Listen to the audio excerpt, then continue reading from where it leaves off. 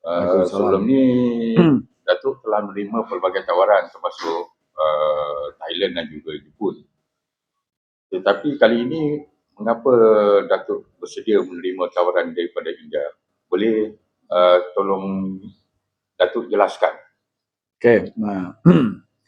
Apa yang saya fikirkan, apa yang saya buat atas keputusan ini ialah setelah saya memikirkan bahawa rasanya inilah masanya yang saya telah buat keputusan daripada bila saya berhenti daripada BM.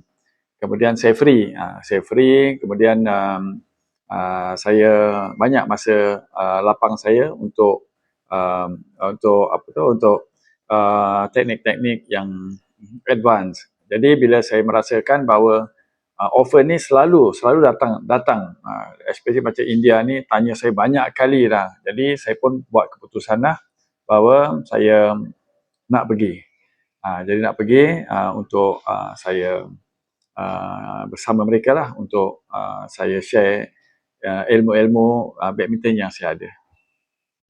Okey Datuk, apa yang mendorong Datuk tertarik menerima tawaran daripada India?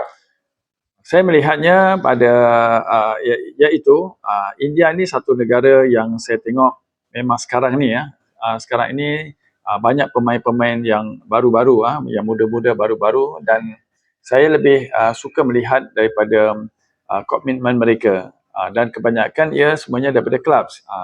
Daripada national team dia ada beberapa orang je, tapi yang daripada club ni mereka adalah pool yang muda-muda yang banyak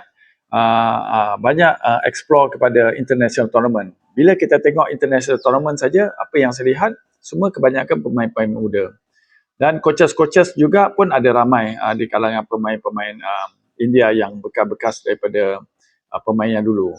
Jadi saya melihatnya bahawa ini adalah peluang saya untuk saya menimba ilmu juga. Saya belajar bagaimana untuk adaptasikan saya ni kepada di negara orang. Bagaimana saya